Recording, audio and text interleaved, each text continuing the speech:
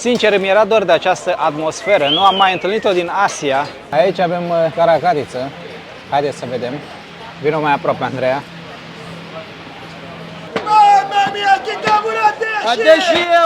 Nu avea cum să plec de aici fără să gust și eu ceva. Haideți să vedem momentul adevărului. Are cam multă zeamă. Caracatița extraordinară. Ce taverna racilor. Nu găsești așa ceva în România. I-a luat 5 euro omului pe un pahar de suc, cu toate că aici scrie 1 euro. De arătat arată bine, doar că este o mare țeapă, așa că aveți grijă. Dacă în alte restaurante găsești flori pe masă, aici găsești o ceapă. Salutare, prieteni, și bine v-am regăsit, bine ați venit în Catania. Mă aflu pentru prima dată aici, iar dacă ați urmărit clipurile din Palermo, știți că v-am promis că în momentul în care voi ajunge aici o să vizităm și o piață de pește și fructe de mare.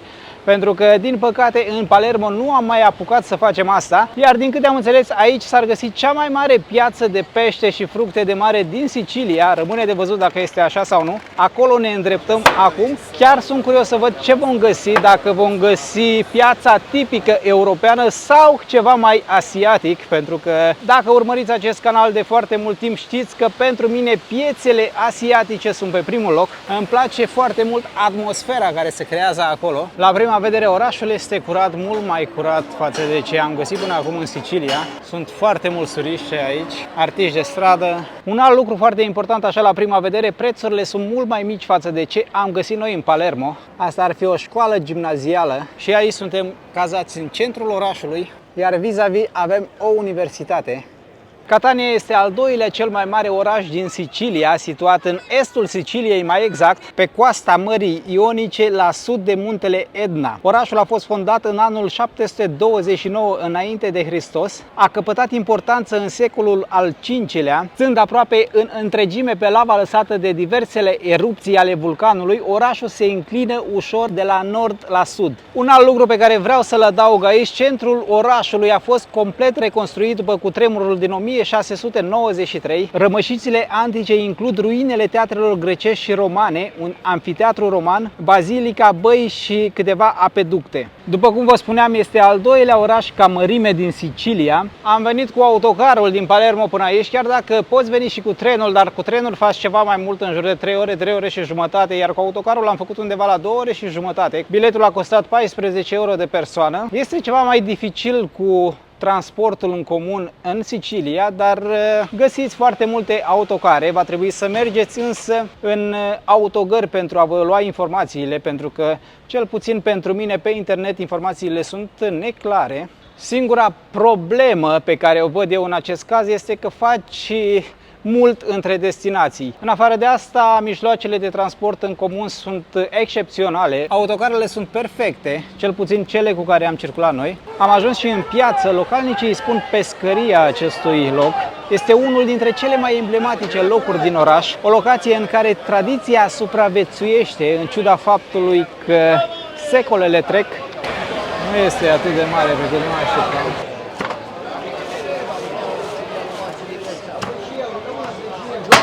Același lucru și aici, ca și în piețele din Palermo, comercianții strigă în gura mare.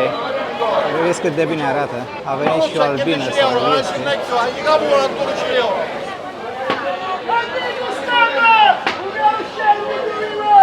Care mai de care încearcă să-și vândă marfa. Îmi aduce aminte de licitația de pește și ton din Taiwan. Dacă nu ați urmărit acel clip, am să vă las linkul în descriere sau în primul comentariu, pentru că merită văzut. Atunci am plecat la ora 2 noaptea pentru a găsi acea piață deschisă și am rămas până la 5-6 dimineața. A fost o experiență de neuitat. Pur și simplu faptul că te plimbi printre aceste tărabe, printre acești negustori, este o experiență de neuitat. Foarte mulți localnici care vin aici, vă dați seama. Printre ei sunt și câțiva turiști. Doar că noi turiștii nu cumpărăm, pentru că, vă dați și voi seama, nu avem unde să gătim așa ceva. Avem și ton acolo.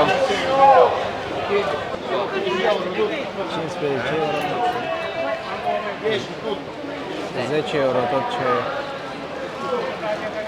tot ce vedeți în acea punguliță, 10 euro, 50 de lei. Regalo. Che so, 10 euro al chilo? De comprare? No, no, solo Eu c'ho 8 euro. 8 euro. Dorada este 10 euro kilogramul, dar în cazul în care cumperi, ți-o lasă la 8 euro. Așa că și în această piață se negociază.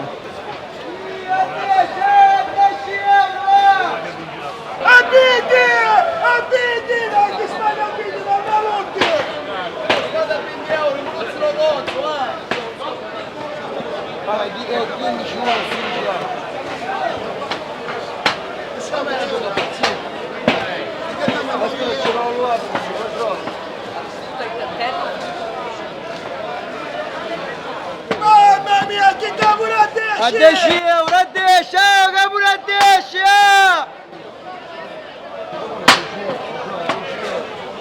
Cavolo a 10 euro! Cavolo a 10 euro, Patrozzo, buongiorno! Cavolo a 10 euro, a 10 euro cavolo vive! 10 euro kilogramul, acel tip de pește. Așa arată creveții. Pește spada. Foarte mult pește spada în această piață. Creveți.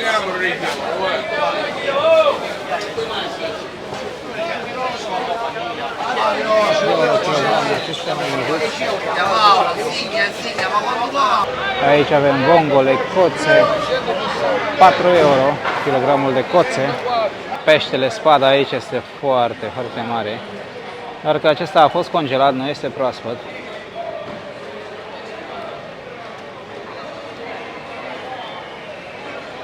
Cel puțin așa cred. Aici este pe gheață. Caracadițe, creveți decojiți.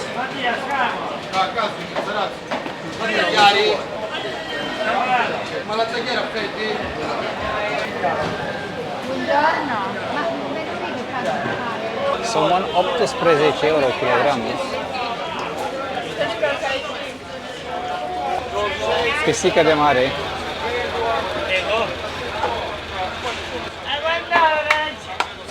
10 euro.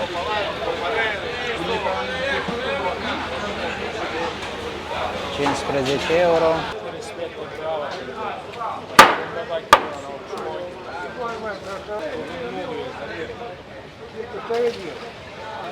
10 euro kilogramul de nuci. Sunt gigant. Cele clasice la 7 euro. 8 euro castane. 10 euro melci. Aici avem melci. Este a plecat la plimbare.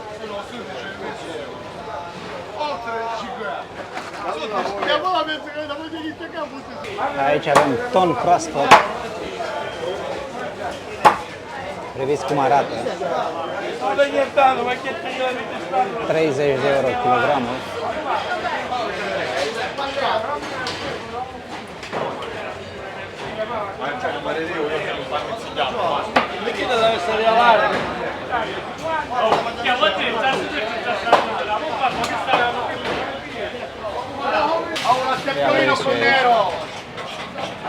La feppiolino con nero, prego! Prego, buongiorno, prego. Vezi cât de mare este.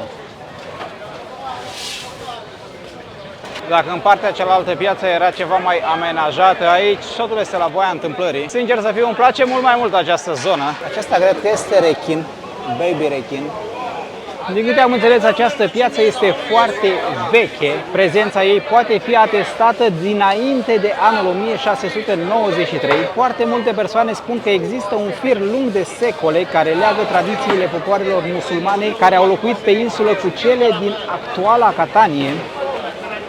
Aceștia arată foarte bine, nimic de zis. Vezi cât sunt de mari.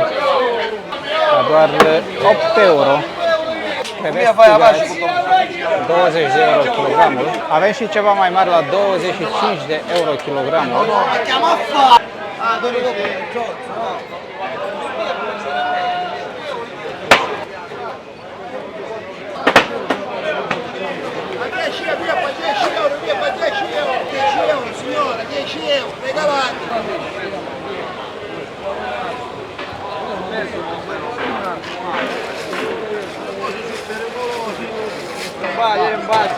Avem și pești zburători.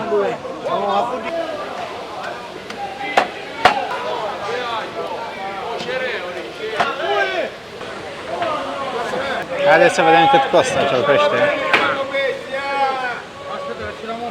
Din câte am înțeles, a plătit 8 euro pe acel pește. Aici avem arici de mare. Sunt foarte micuți. Sincer, mi era dor de această atmosferă. Nu am mai întâlnit-o din Asia. O piață de pește de acest tip. Ia breviți, avem caracatiță la grătar. Arată și miroase foarte bine. Bonjour, Madame Bonsoir. Daci lo chorizo! Daci, daci lo chorizo, pare che avete brogli. Vino! Senti che la freschezza del mare. Trebuie să gustăm și noi ceva. Quanto è questa? 20. 20? 20 euro. E un intero, 20 de euro. Ciao Santino! Nu avea cum să plec de aici fără să gust și eu ceva. Aici am un amestec de creveți, caracatiță, somon și un tip de pește. Totul este crud.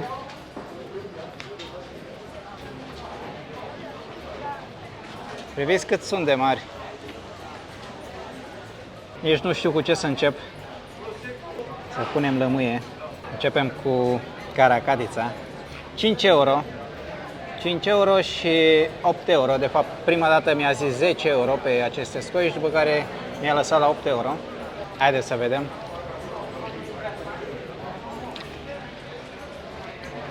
Foarte, foarte bună. Nu exagerez. Vedem și creveții. Bun și aceștia. Aceștia sunt la 5 euro kilogramul. Am văzut mai devreme în piață. Au câteva mese aici unde putem mânca sub această arcadă. Somonul. A pus ulei de măsline și sare pe deasupra, atât. Se simte uleiul de măsline, este de calitate. Somonul este altceva.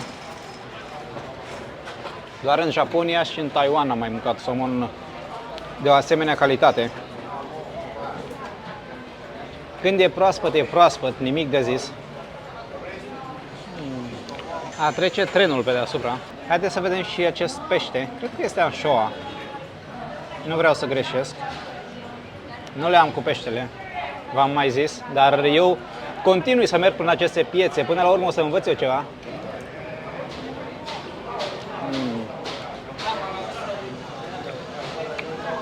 Extraordinar. Hamsi proaspete. Din punctul meu de vedere este scump să mănânci așa, adică 5 euro această porție. Mi se pare puțin cam mult, având în vedere prețurile de aici, țineți cont de asta, dar atunci când ești pe fugă, merge.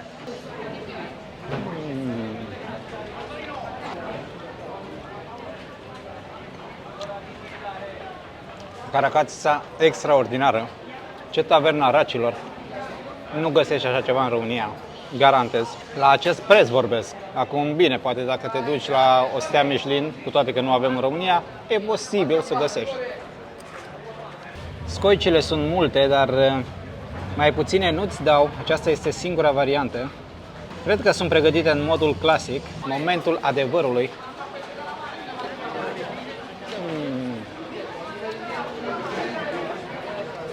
Extraordinare. Picante. Se simte foarte puternic pătrunjelul. Îmi retrag cuvintele, nu sunt deloc multe. Cred că au și puțin oțet sau ceva de genul. În bucătărie, cred că acesta este secretul, să simți gustul tuturor ingredientelor. Priviți cum arată. Divin.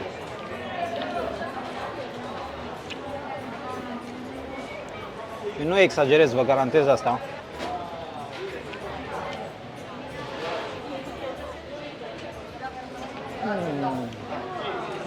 Păcat că nu este și Andreea aici, cu toate că ea nu este fan pește, așa ceva cu siguranță ar fi mâncat.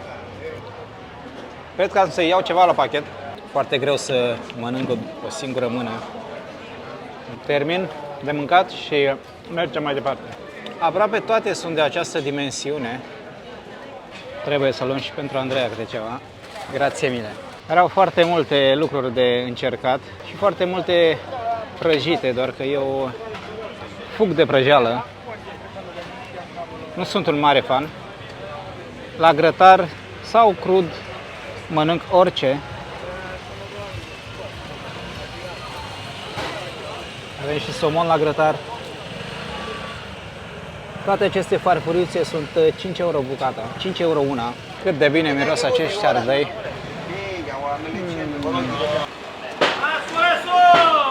Oyster. Haideți să vedem momentul adevărului. Are cam multă zeamă.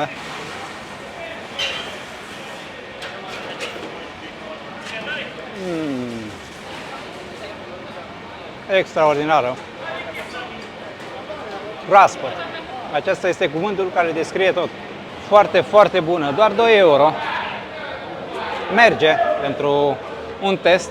Vreau să vă spun că este pentru prima dată când mănânc așa ceva într-o piață, pentru prima dată când mănânc oyster într-o piață și nu se compară cu gustul pe care l-am găsit în magazine, în restaurante mai bine zis. Și în această zonă piața se deschide foarte devreme, la 4 dimineața și închide undeva în jurul prânzului, ora 12, 1, dar la 1 o să găsiți foarte puține lucruri. Vedeți cum se spală, cum curăță oamenii.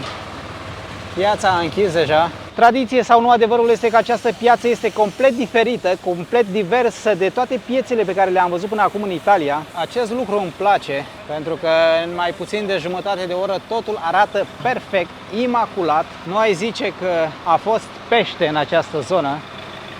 Până și mașina de gunoi arată perfect, spălată. Acum câteva minute era un dezastru în această zonă și mirosea pește peste tot. Lucrurile s-au schimbat complet. O altă față a Siciliei față de ce am văzut în Palermo în clipurile trecute. Vedeți cum arată rocul. Miroase a detersiv și a dezinfectant peste tot. Nota 10 pentru asta.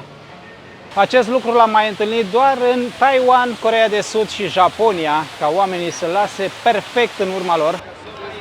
Avem și ceapă, cartofi, 1,50 euro kg, 2 euro ardei, 3 euro aceste roșii, care de fapt nu sunt chiar așa de roșii.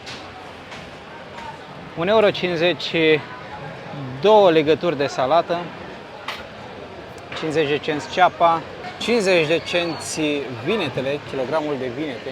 Haideți să vedem ce mai găsim înainte de plecare.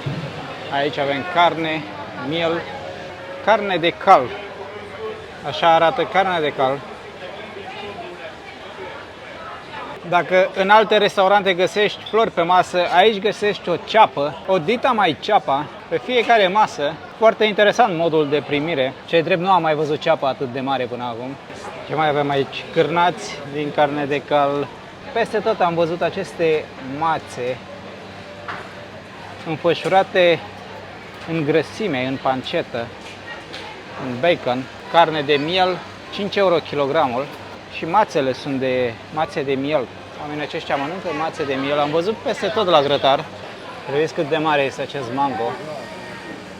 Mango sicilian, 3 euro 1. I-a luat 5 euro omului pe un pahar de suc, cu toate că aici scrie 1 euro. De arătat arată bine, doar că este o mare țeapă, așa că aveți grijă. Eu în locul lui nu mai luam paharul, îi lăsam paharul și plecam, pentru că acolo scrie foarte clar 1 euro și tu îmi iei 5. Am încercat să-i zic că faci preț pentru turiști și a zis că da, ești turist, sunt într-un loc turistic, prețurile sunt pentru turiști. Păcat că nu am prins acest lucru pe cameră, mare păcat, dar asta e, nu ai cum să ai camera deschisă 24 din 24. Vedeți, cele două pahare micuțe le-au umplut cu apă. Deci dacă vreți 1 euro, asta costă 1 euro. Un pahar cu apă, cu câteva grame de lămâie. Dacă ar ști ce a pus în pahar în spate, le-a dat apă, câteva grame de lămâie. Da, se întâmplă. Îl avem și pe Spider-Man. A treia persoană nu a mai cumpărat în momentul în care a văzut țeapa pe care și-au luat-o. Mi dispiace. Asta este, îți iei țeapă atunci când nu știi, când nu ești atent și când crezi orice, pentru că vezi acolo scrie mare 1 euro, de desubt scris micuț limone, o lămâie și ați văzut și voi cât vă pune. Nici măcar nu este limonada, așa cum zic ei, așa că atenție la neatenție, pentru că te costă scump. Cam așa arată și prânzul de astăzi. Eu mi-am luat paste cu scoici și caracatiță, iar Andreea Un mix de pește și fructe de mare. Văd caracatiță, creveți și câțiva peștișori. Pastele arată foarte bine. Haideți să vedem caracatița dacă seamănă cu ce am testat mai devreme în acea piață. La fel de bună, la fel de gustoasă, gătită diferit. Din câte reușesc să-mi dau seama, pastele sunt făcute de ei. Vino mai aproape, Andreea. Fac și eu ca pe Scobar. Andreea, vino mai aproape. Pastele par gătite de ei. Foarte bune. Ia priviți cât de bine arată scoicele.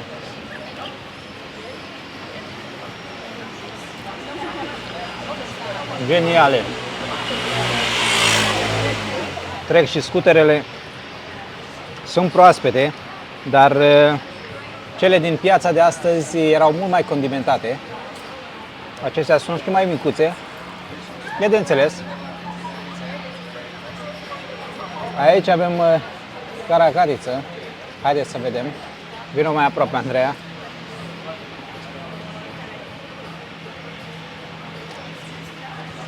Foarte bună. Păcat că nu am și un sos. Nu sunt fan ketchup sau maioneză.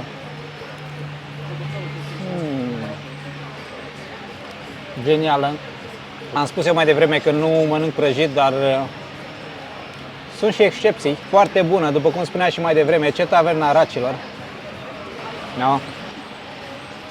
Hai să încercăm și un peștișor din acesta care se rupe în mână, ia vrevițel.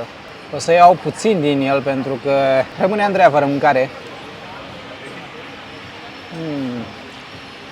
Foarte bun. Un pește dulce. Parcă lipsește un sos. E foarte bun. Un sos de usturoi. Nu? Da.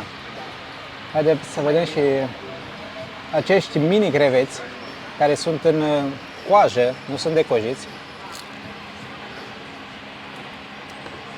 Da, foarte bun.